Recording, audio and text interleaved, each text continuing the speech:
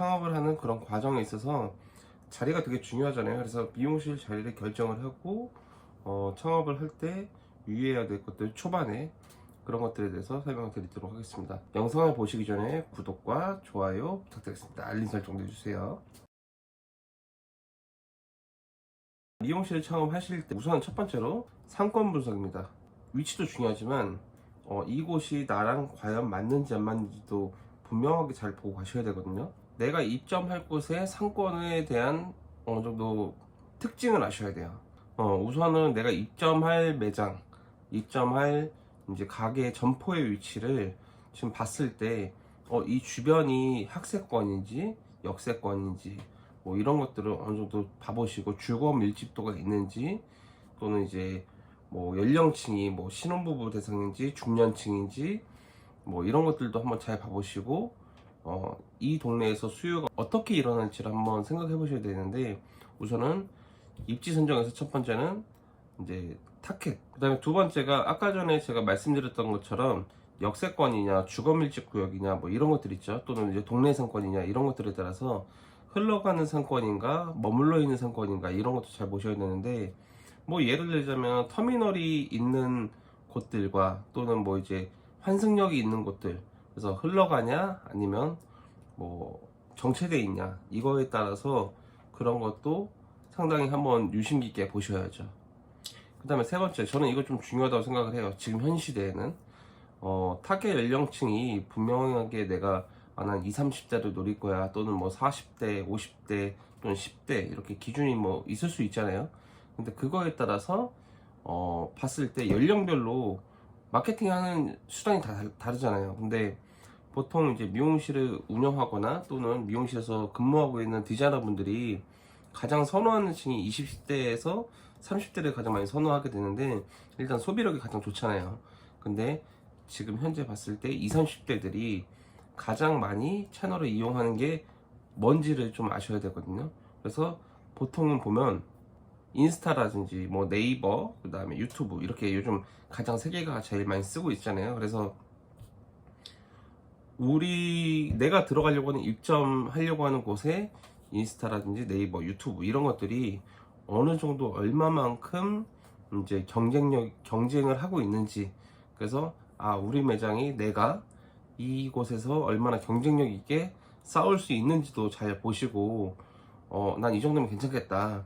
뭐 예를 들어서 내가 들어가려고 하는 점포의 이 근처에 되게 강한 뭐 브랜드가 어느 정도 이제 브랜딩이 되어 있는 그런 샵이 있어요. 그러면 사실상 내가 마케팅을 하더라도 되게 많이 힘들 수도 있죠. 왜? 빨리 밀리니까. 그래서 내가 적게 힘을 들이고도 이제 빨리 올라갈 수 있고 어느 정도 안정권으로 만들 수 있는지를 잘 알아보시고 결정해 보시는 게 되게 중요하다고 생각합니다. 그리고 네 번째, 지금 내가 점포로 들어가려고 하는 위치에서 봤을 때 주변에 미용실들이 얼마나 있는지는 대략 뭐 이제 나오실 거 아니에요. 근데 대략적으로 우리 상권에서 봤을 때 단가, 평균 단가라는 게 좀 어느 정도 기준들이 있잖아요. 뭐 커트라든지 염색, 파머, 뭐 크리님 뭐 여러 가지 단가들이 있는데 나는 이 정도 가격대는 하고 싶다.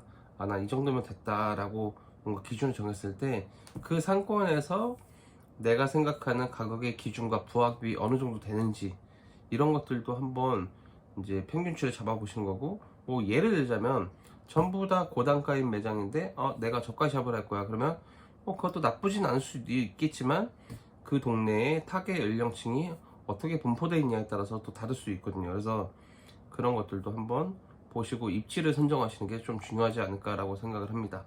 자, 그러면 이제 상권 분석에 대한 이야기를 했었고요. 이게 두 번째, 상가 분석입니다. 우선은 상가를 결정을 하실 때 여러 가지 요소들이 분명 필요하겠지만 물론 이게 사람마다 기준이 좀 다를 수 있어요. 저의 기준이니까 잘 이제 보시고 나서 나는 이건 굳이 필요 없어 하면 걸러 들으시면 됩니다. 첫 번째가 저는 제일 먼저 보는 게 주차의 편의성. 주차가 얼마나 편한지. 저희 매장 같은 경우는 사실 온라인으로 많이 고객님들이 찾아오세요. 그래서 온라인으로 많이 오다 보니까 차량을 가지고 오신 분들이 좀 있어요. 바로 옆에서 뭐 지나가다가 걸어 오시는 분들보다 검색해 보시고 여기 가보고 싶다 그러고 나서 오신 분들이 많기 때문에 주차가 첫 번째고요. 그 다음에 두 번째가 남자분들은 사실 크게 뭐 개의치 않아 하지만 여성분들은 이제 되게 중요하게 보거든요. 그래서 화장실이 얼마나 깨끗하고 건물이 깨끗한지, 뭐 같은 층에 뭐 술집은 없는지 뭐 이런 것들 있잖아요. 그래서 건물의 쾌적함 이런 것 저는 되게 중요하게 보거든요.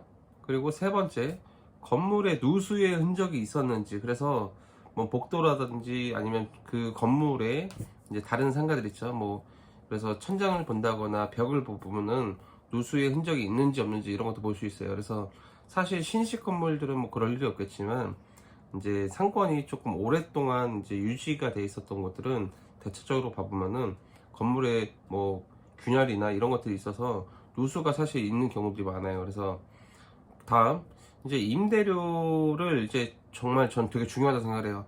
가게 선정할 때 임대료 다 이제 뭐 찾아보시고 비싸다 싸다 뭐 이런 것도 기준들이 어느 정도 다 있을 거 아니에요. 근데 저는 임대료를 선택을 할 때 그 기준으로 좀 보시면 좋을 것 같아요.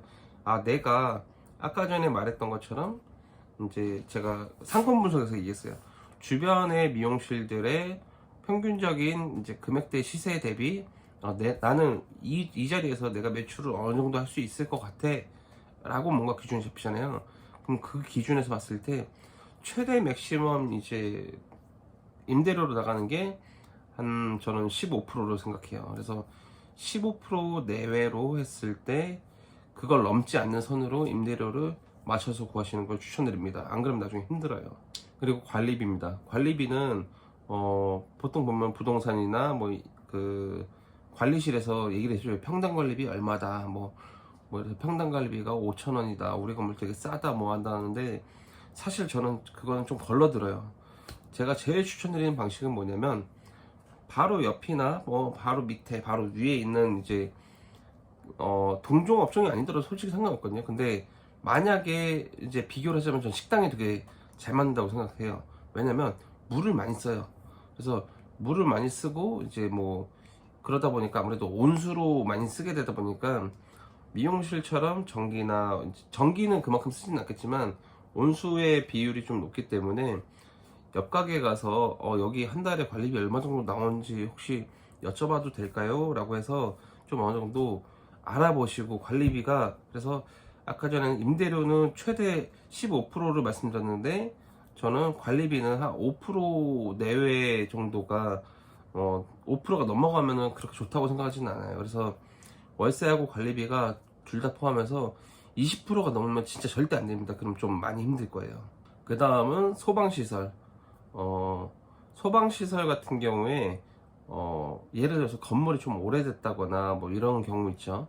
그랬을 때 소방시설이 없는 경우도 있고 있는 경우도 있는데, 만약에 이제 소방시설에 문제가 생기게 되면은 나중에 정말 큰 돈 많이 들어요. 그래서 이게 관리실하고 확실하게 협의를 보시고 부동산하고도 소방에 대해서 나중에 추후에 문제가 없는지, 그리고 이제 예를 들어서 스프링클러가 없는 건물이면은 요즘에 소방 때문에 이제 작년인가 재작년부터 좀 많이 기준이 강화된 걸로 알고 있거든요. 그래서 소방 시설에 대해서 확실하게 문제가 있는지 없는지 이런 것들도 알고 가시면 좋습니다. 그다음에 미용실은 아무래도 물을 제일 많이 쓰잖아요.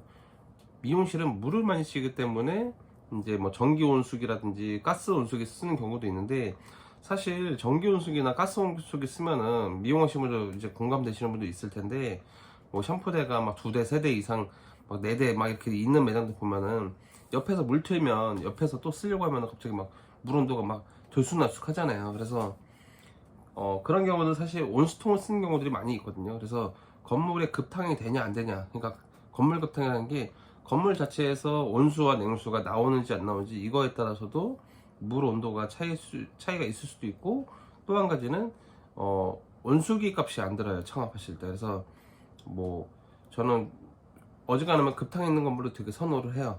왜냐면 온수통도 놔두려면은 공간도 필요하고 거기에 대한 비용도 많이 나가다 보니까 급탕이 되냐 안 되냐 이것도 기준을 좀 보시면 좋습니다. 그리고 냉수와 온수의 수전 위치, 또는 만약에 없다고 하면은 어디서 어떻게 끌어와야 되는지, 이게 배관이 너무 멀면은 사실 물발이 좀 약하거든요. 샴푸하실 때 물이 좀 약하다 보면은 사실 좀 별로잖아요. 그래서 이제 수전의 위치도 잘 보시고, 내가 이 자리를 샴푸대로 해도 될까 안 될까 뭐 이런 것도 있죠.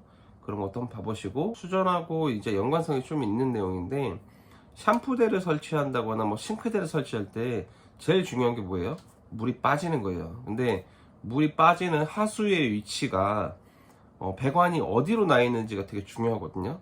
내가 예를 들어서 하수관이 지금 내가 이쪽 자리에 하려고 했는데 샴푸대를 이쪽에다 한다면 문제는 안 되겠지만, 만약에 예를 들어서 좀 멀리 있어요. 그래서 이걸 이렇게 끌고 왔을 때 물이 빠지는 정도가 사실 원활하지가 않거든요. 그리고 또 한 가지가, 이렇게 먼 경우에는 문제가 뭐냐면, 물은 빠질 수 있어요. 초반은 괜찮아요. 근데 한 1, 2년 쓰면은 이 중간에 이 배관 사이에 이물질이라든지 찌꺼기가 생기잖아요.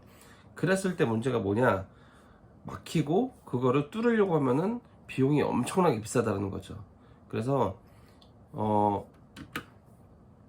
그래서 상가를 선택하실 때 지금 제가 말씀드린 이 정도의 어느 정도 포인트를 잡아두고 상가를 계약을 하거나 상가를 보시면 더 좋지 않을까 생각을 합니다. 이제 제가 첫 번째, 두 번째는 이제 상권, 그 다음에 상가에 대한 기준을 말씀드렸고요. 이제 세 번째는 상가 계약 시에 주의해야 되는 것들, 상가 계약 전에 꼭 알아야 되는 것들에 대해서 제가 이제 또 말씀을 드릴게요. 근데 지금 이 첫 번째, 두 번째가 사실 너무 내용이 좀 긴 것 같아요. 그래서 다음 편으로 제가 할 거고, 지금 이거 찍자마자 바로 2편으로 또 올리도록 하겠습니다. 구독과 좋아요 부탁드리겠습니다. 감사합니다.